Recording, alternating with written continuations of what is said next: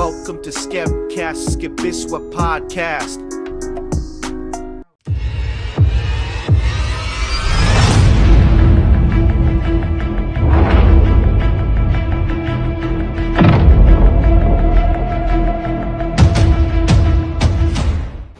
Siapa kita?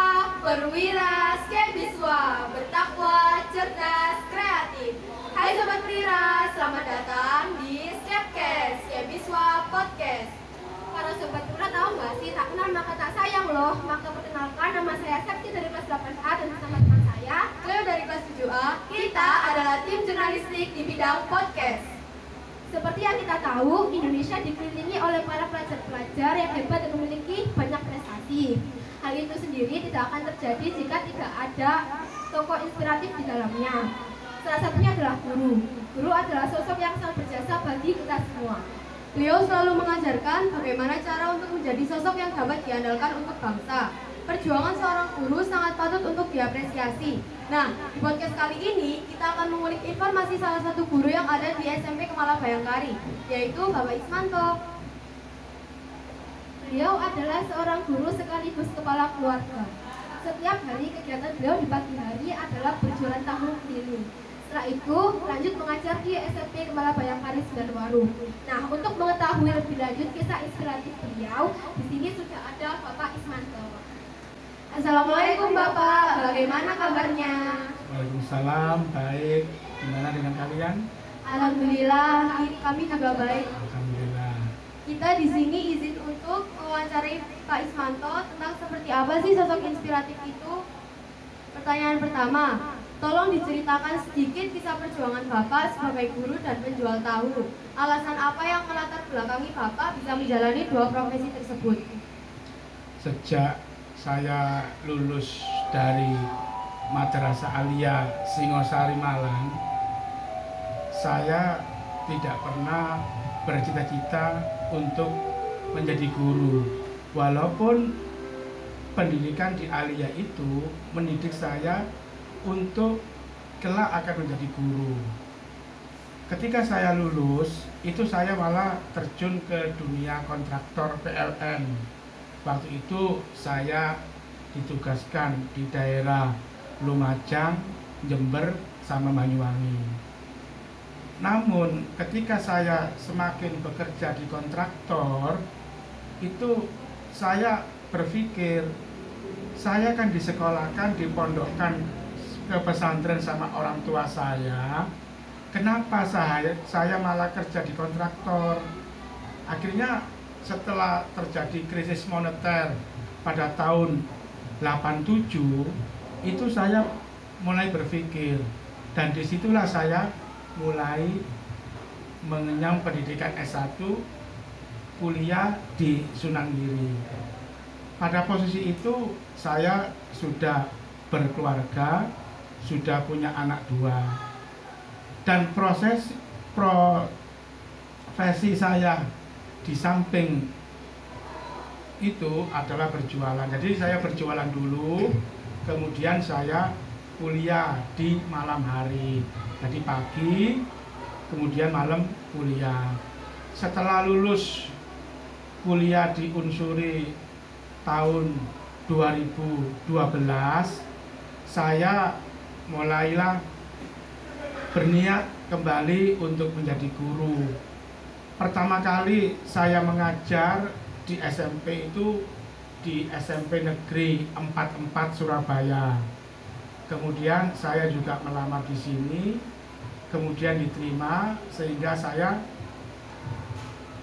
memfokuskan untuk mengabdi di SMP Kemala Bayangkari Sembilan Waru, yang notabene-nya saya juga pernah mengenyam pendidikan di SMP tersebut yang kala itu bernama SMP Karel Satswitubun. Jadi Pak Ismanto ini kuliahnya itu sambil bekerja gitu ya Pak? Betul. Jadi pagi itu saya berjualan, kemudian baru kuliah. Dan itu tidak hanya saya saja yang kuliah, istri saya juga ikut kuliah, anak saya juga sekolah di SD Hasanah Ilmu pada waktu itu. Apakah Bapak merasa kesulitan dalam menjalankan dua profesi tersebut? Setiap aktivitas itu pasti ada kesulitan, baik kesulitan dalam hal pembagian waktu atau kesulitan dalam hal pembiayaan. Untuk kesulitan waktu hampir tidak ada, yang mungkin merasa capek, tapi karena saya fondasi dengan semangat yang kuat untuk menyelesaikan pendidikan S1, walaupun pagi saya berjualan, kemudian sore saya kulaan, setelah kulaan pulang ke rumah, habis maghrib baru kuliah.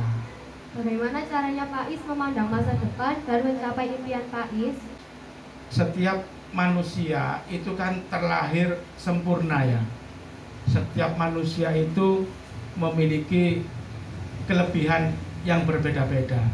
Lah potensi kelebihan inilah yang harus kita gali. Saya saja yang tatkala itu mengenyam pendidikan pesantren dan mengenyam pendidikan di madrasah aliyah, ternyata saya ditakdirkan oleh Allah bekerja di kontraktor pada waktu itu. Sehingga ini kan harus menuntut kita menjadi pada saat itu penerus bangsa, mempunyai pemikiran yang inovatif. Jangan pernah menyerah dengan keadaan yang ada. Yakinlah pada setiap diri manusia itu pasti ada kelebihan. Tergantung kita nantinya apakah kelebihan ini mau kita optimalkan dan kita tumbuh kembangkan, atau kita kubur dalam-dalam sehingga kita hanya menjadi penonton di daerah kita sendiri. Apa sih yang menjadi sumber inspirasi Pak Is bisa menjadi Pak Is yang sekarang? Yang menjadi sumber inspiratif saya, sebenarnya saya ini kalau saya nilai diri saya sendiri, saya sih biasa-biasa saja. Tapi terkadang teman, masyarakat, tetangga, saya itu dinilai punya kelebihan. Pada waktu saya jadi guru di sini, selain saya berdagang keliling, saya di masyarakat dijadikan tokoh masyarakat, yaitu menjadi ketua RT. Tidak lama kemudian setelah 4 tahun, saya diangkat menjadi BPD di Desa Kedung Turi. Sehingga pada saat itu saya merangkap 3 pekerjaan sekaligus. Jadi pedagang keliling di pagi hari, di siang hari saya menjadi guru. Ketika saya kembali ke masyarakat, saya harus melayani masyarakat yang pada waktu itu menjadi ketua RT dan menjadi badan permusyawaratan desa di Kelurahan Desa Kedung Turi.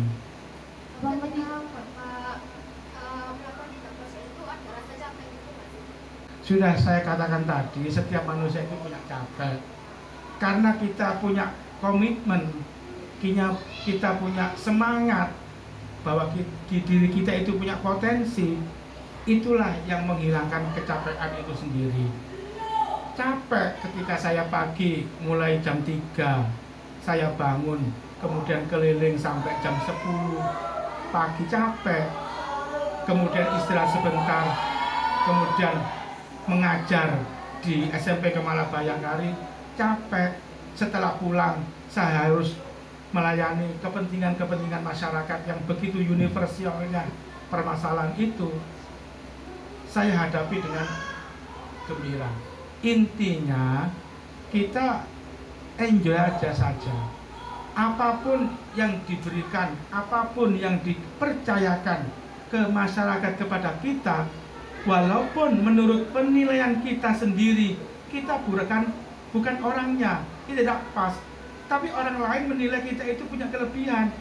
Mari kita tunjukkan potensi itu yang sudah dipercayakan oleh masyarakat kepada kita, sehingga disinilah kita mau belajar gimana cara menyelesaikan masalah di masyarakat, belajar gimana mengembangkan ilmu di sekolah, belajar gimana usaha kita itu semakin lancar, laris itu.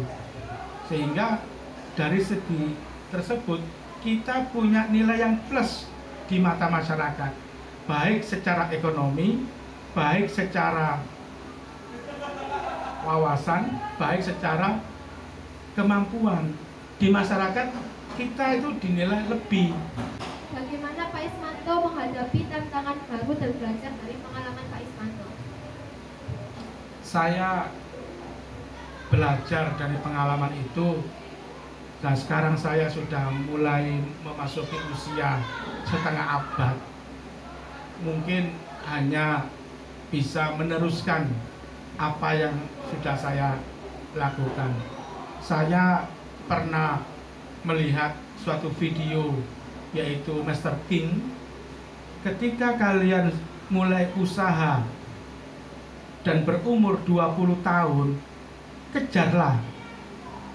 Ketika kalian itu terjatuh, masih ada kesempatan untuk memperbaikinya. Tapi kalau sudah usia 50 tahun, kok kalian itu gagal, maka kesempatan untuk memperbaiki itu sudah tertutup.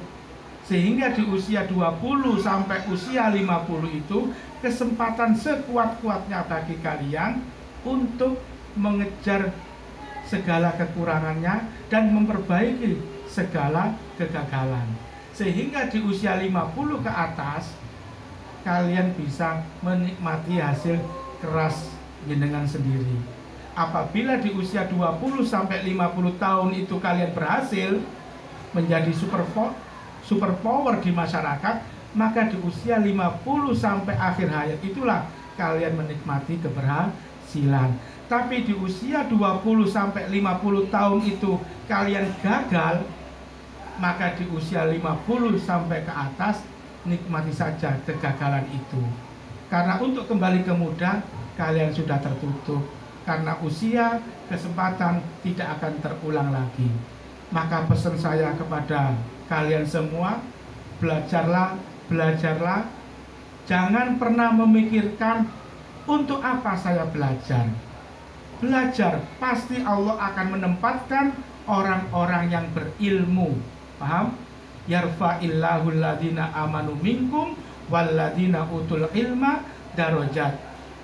Allah pasti akan mengangkat derajat orang-orang yang beriman dan mengangkat orang-orang yang berilmu.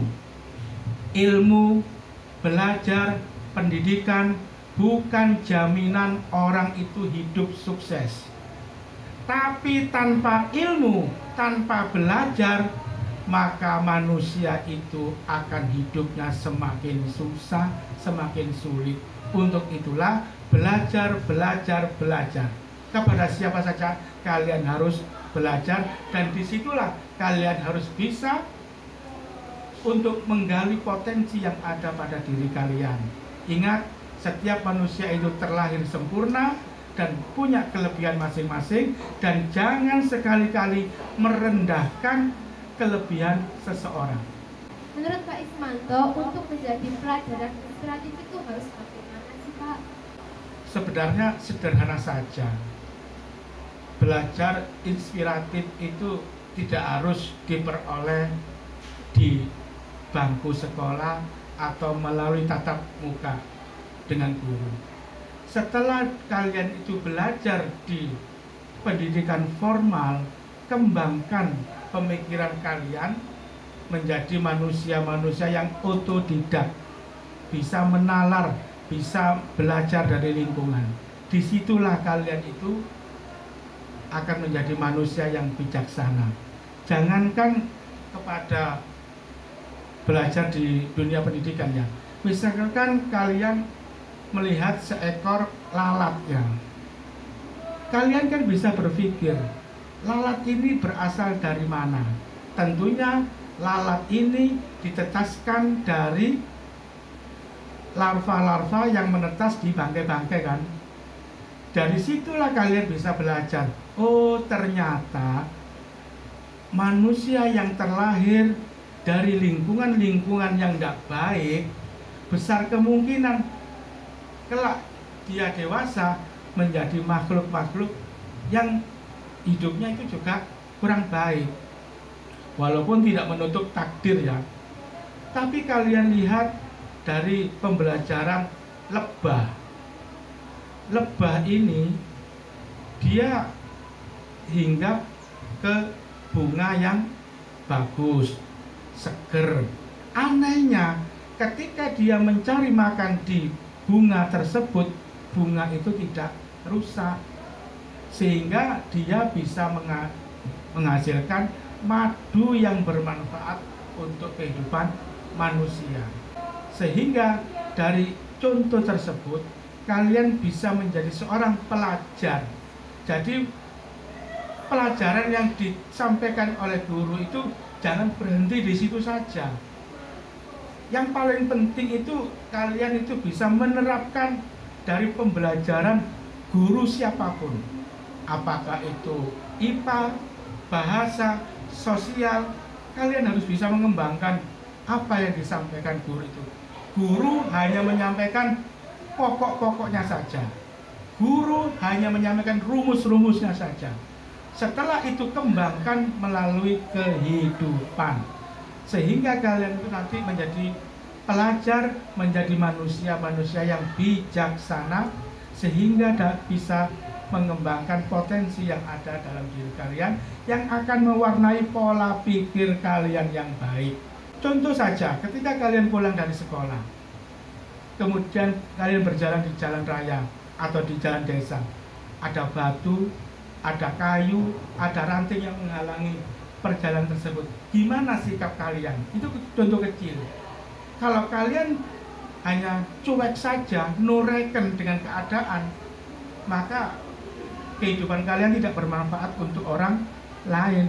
Tapi kalau kalian berhenti, kemudian menyingkirkan penghalang yang ada di jalan itu, sedikit yang kalian lakukan, besar manfaatnya bagi orang lain.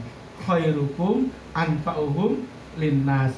Sebaik-baik kalian adalah orang yang bisa memberi manfaat kepada orang lain. Itu yang terbaik bagi kita. Jadi untuk menjadi pelajar inspiratif itu tidak harus dari tatap muka saja ya Pak. Betul. Mungkin bisa dari contoh film sosok inspiratif itu juga dapat konten inspiratif. Pesan untuk pelajar masa kini agar jadi sosok yang inspiratif. Pesan saya untuk pelajar-pelajar inspiratif, yang pertama, manfaatkan umur kalian untuk belajar dengan sungguh-sungguh, karena umur itu tidak akan terulang lagi.